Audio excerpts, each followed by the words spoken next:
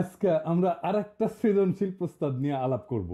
এটা আমলাতন্ত্রের একটা সংস্কার নিয়ে আলাপ। রাজনীতির কাছে জিম্মি ছিল আমলাতন্ত্র। শ্বেতপত্র কমিটির সঙ্গে বৈঠকে বললেন আমলারা। শুনে খুশি হইলাম। হ্যাঁ, বুঝলাম, কিন্তু সলিউশন কি? এই যে জিম্মি থাকা, এটা তো আবার হবে না। সেটার উপায়টা কি? আমি সেই চ্যাংরাকাল থেকে শুনে আসতেছি পলিটিসাইজেশন অফ ব্যুরোক্রেসি। কঠিন ইংরেজি কথা। মানে ইংরেজি যেহেতু কইছে সে তো ঠিকই কইছে, তাই না? মানে আমলাতন্ত্রের রাজনীতিকরণ। আমলাতন্ত্র মানে এই যে এখানে সেক্রেটারি আছে, তারপরে এইখানে প্রশাসন আছে, এই যে ইউএনও আছে, ডিসি আছে, এই সব কিছু মিলে এটা হইতেছে আমলাতন্ত্র। সেই চ্যাংরাকাল থেকে শুনে আসতেছি এই আমলাতন্ত্রের রাজনীতিকরণ হয়েছে। কিন্তু চ্যাংরা থেকে বুড়া হইলাম, সমস্যা তাই থাকলো। আমলারা যখন ঠাপ খায় তখন বলে রাজনৈতিক চাপ, পুলিশ যখন ঠাপ খায় তখন বলে রাজনৈতিক চাপ। মানে চাপ সবার জন্য উপকারী বিষয়, সব দায় চাপের উপরে চাপে দেয়, দেয়া বিন্দাস হইয়া বসে থাকে। আজকের আলাপ কেমনে এই চাপ থেকে মুক্ত হইতে পারবে আমলাতন্ত্র, ব্যুরোক্রেসি। হাঙ্গেরে ব্যুরোক্রেটরা, আমলারা এটা এনে শুনেন আর কি। এই যে সেক্রেটারি, এই যে সচিব, উপসচিব, যুগ্ম সচিব, সহকারী সচিব, ডিসি, তারপরে ইউএনও ইত্যাদি ইত্যাদি, এরা শুনেন একটু। আসেন আল্লাহর নামে শুরু করি। আলাপে ঢোকার আগে দুটা বিষয় জানতে হবে। সেক্রেটারি কাকে বলে, কোথায় থেকে শব্দের উৎপত্তি, আর সচিবালয়ের কাজ কি ধরনের। প্রথমে বুঝি সচিব বলতে আমরা কি বুঝবো। সেক্রেটারি, যার বাংলা করেছি আমরা সচিব, শব্দটা ল্যাটিন। সেক্রেটারি শব্দটা ল্যাটিন শব্দ সেক্রেটারিয়াস থেকে আসিছে, যার অর্থ গোপনীয়তা রক্ষাকারী ব্যক্তি। শব্দটার মূল ধারণা গোপনীয় বিষয়, গোপন গোপন, বুঝাও, যা গোপন তথ্যের সাথে সম্পর্কিত। এই গোপন তথ্যের সাথে সংযুক্ত কাউরে যদি নিযুক্ত করা হয় তারে কয় সেক্রেটারি। সেক্রেটাম এই শব্দটা ল্যাটিন ভাষায় গোপনীয়তা। হ্যাঁ, বুঝাও। তো সেক্রেটারিয়াস, তো সেক্রেটারিয়াস মানে এমন একজন ব্যক্তি যিনি গোপন বিষয় গোপনই রাখতে পারেন, কিছু কথা থাক না গোপন। মধ্যযুগে তো ল্যাটিন থেকে ফরাসি ভাষায় এটা এসেছিল, বুঝাও। আইসে এটা হয়ে গেল সেক্রেটারি, বুঝাও।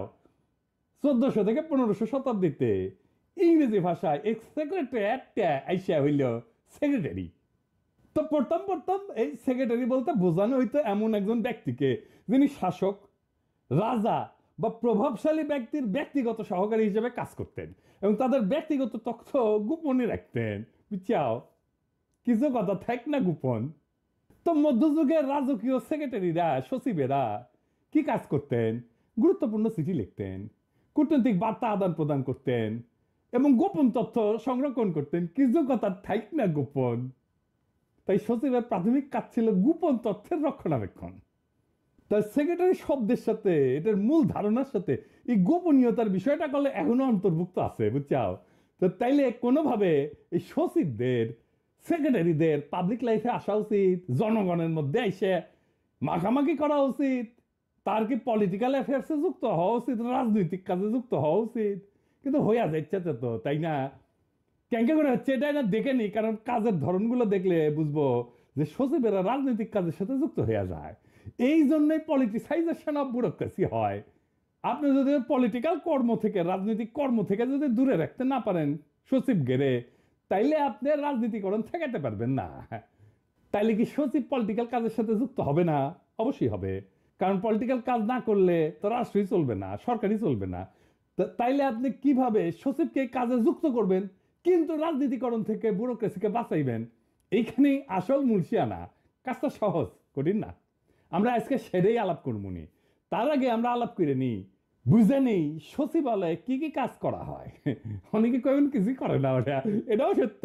তাও দেখি আর কি, কাগজে কলমে লিখিত পড়িত কি কি কাজ আছে সেটাই না দেখে নিই। হ্যাঁ, তো সচিবালয়ে কি কি কাজ করা হয় সেটা নিয়ে আলাপ করলে আমরা দেখবো যে তাদের কাজের মধ্যে স্পষ্ট বিভাজন আছে। সচিবালয়ের কাজগুলোকে দুই ভাগে ভাগ করা যায়। এটা হইতেছে রাজনৈতিক কাজ, পলিটিক্যাল কাজ। আর এটা হইতেছে রেগুলার প্রশাসনিক কাজ। তেমন কইতে পারেন যে রাজনৈতিক কাজগুলো কি কি। রাজনৈতিক কাজগুলো মূলত মন্ত্রী তার নেতৃত্বে পরিচালিত হয় এবং নীতি নির্ধারণী, দিক নির্দেশনা কার্যক্রমের সাথে সম্পর্কিত। যেমন ধরেন নতুন আইন বা নীতিমালা প্রণয়ন, এটা পলিটিক্যাল কাজ। পলিটিক্যাল ডিসিশন, যেমন ধরেন নতুন বিশেষ প্রকল্প বা কর্মসূচি অনুমোদন, এটা পলিটিক্যাল কাজ। তারপরে ধরেন অর্থনৈতিক পরিকল্পনা, যেমন ধরেন বাজেট প্রণয়ন করা, উন্নয়ন প্রকল্পে অগ্রাধিকার দেওয়া, এইগুলো পলিটিক্যাল কাজ। তারপরে ধরেন উচ্চ পর্যায়ের আলোচনা, জাতীয় এবং আন্তর্জাতিক বিষয় নিয়ে আলোচনা এবং চুক্তি, এটা পলিটিক্যাল কাজ। তারপরে ধরেন সংসদে মন্ত্রণালয়ের কাজকাম উপস্থাপন করা, প্রশ্নের জবাব দেওয়া, এটা পলিটিক্যাল কাজ। তারপরে ধরেন সরকারি কর্মকর্তাদের জন্য কৌশলগত দিক নির্দেশনা দেওয়া, স্ট্র্যাটেজিক দিক নির্দেশনা দেওয়া, এটা পলিটিক্যাল কাজ। আর কি রেগুলার প্রশাসনিক কাজ, রেগুলার অ্যাডমিনিস্ট্রেটিভ ফাংশন, এইগুলা সচিব এবং প্রশাসনিক কর্মকর্তা দিয়ে দিয়ে পরিচালিত হয়। এইটার মধ্যে মন্ত্রী গেলে খুব একটা যুক্ত হয় না, এগুলো প্রতিদিনের কাজ এবং নীতিমালা বাস্তবায়নের সাথে সম্পর্কিত। আগে পলিটিক্যাল ডিসিশন হয় রাজনৈতিক কার্যক্রমের মধ্যে দিয়ে, আর এটা বাস্তবায়নের কাজটা হয় রেগুলার কাজের দিয়ে।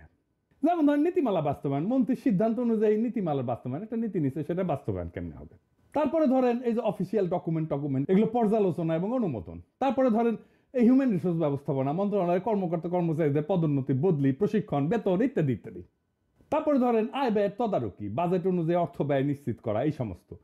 আর কি জবাবদিহিতা নিশ্চিত করা, বিভিন্ন প্রকল্প এবং কর্মসূচির অগ্রগতি পর্যালোচনা করা, প্রতিবেদন প্রস্তুত করা, সরকারের উচ্চ পর্যায়ে মন্ত্রণালয়ের কাজের অগ্রগতি নিয়ে প্রতিবেদন তৈরি করা। তো আমার প্রস্তাব হইতেছে যে কোন মন্ত্রণালয়ে দুইজন সেক্রেটারি থাকবে, একজন দেখবে রেগুলার কাজ, আরেকজন দেখবে পলিটিক্যাল কাজ। Political secretary, regular function secretary. Regular কাজের জন্য সেক্রেটারি আসবে ব্যুরোক্রেসি থেকে, মানে যারা এই যে বিসিএস টিসিএস দিয়ে আসবে। আর পলিটিক্যাল কাজের জন্য সেক্রেটারি আসবে পলিটিক্যাল সিলেকশন থেকে, রাজনৈতিক দল থেকে। এই পদে অবসরপ্রাপ্ত সচিবদেরকেও নেওয়া যেতে পারে। তাহলে প্রত্যেক পলিটিক্যাল পার্টির মধ্যে একটা মেরিটোক্রেসির চর্চা হবে, মানে মেধার চর্চা হবে, যেটা করবার চায় না আমি জানি। তো এই বিভাজনের সুবিধা আছে কিন্তু, যেমন কাজের পরিষ্কার দায়িত্ব নির্ধারণ, কে কোন কাজটা করবে সেটা সহজে বোঝা যাবে, দক্ষতা বাড়বে, প্রশাসনিক কর্মকর্তারা নিয়মিত কাজ তদারকি করতে পারবেন এবং রাজনৈতিক নেতৃত্ব নীতি নির্ধারণে মনোযোগ দিতে পারবেন। জবাবদিহিতা নিশ্চিত হবে, দায়িত্ব ভিত্তিক বিভাজনে কাজের মান এবং গতি উভয় বাড়বে। এইভাবে মন্ত্রণালয়ের কার্যক্রমকে রাজনৈতিক এবং প্রশাসনিক অংশে ভাগ কইরা কাজের বিভাজন আর সমন্বয় আরো কার্যকরভাবে করা সম্ভব হবে। এর ফলে পলিটিক্যাল পার্টির মধ্যে একটা সাকসেশন, মানে দায়িত্ব নেওয়ার একটা পরবর্তী নেতৃত্ব তৈরি হবে। শুধু মন্ত্রী না, একজন দায়িত্ববান সচিবও একটা রাজনৈতিক দলের মেয়াদকালে তৈরি হবে, যে রাজনৈতিক নেতৃত্ব হিসেবে গড়ে উঠতে পারবে ভবিষ্যতে। একজন রাজনৈতিক কর্মী যে সচিব হিসেবে কাজ করছে, ট্রেনিং পাইছে, তার চাইতে মন্ত্রণালয়ের পরবর্তী মন্ত্রী আর কে ভালো হবে, তাই না? প্রশাসনের সংস্কার আনার প্রথম কাজ হইতে পারে এইটা। যদি মনে হয় কেমন ফল হবে সেটা না দেখে তো লার্জ স্কেলে এটা চালু করা যাবে না। কাজটা এক্ষুনি অন্তর্বর্তীকালীন সরকার করতে পারে, কয়েকটা মন্ত্রণালয়ে। থিওরিটিক্যালি এটা শুধু কয়েকটা সমস্যার সমাধানই করে দিবে না, নতুন সম্ভাবনার দুয়ারও উন্মুক্ত করে দিবে। এখন কথা হইতেছে আমরা এটা করব কিনা। এটা করার এখনই সময়, নতুন বাংলাদেশ গড়ার এখনই সময়। আসেন আমরা এক এক করে সংস্কারগুলো বাস্তবায়ন করে ফেলি এবং নতুন বাংলাদেশ গড়ে তুলি, যেই বাংলাদেশের জন্য আমাদের শহীদরা রক্ত দিছে।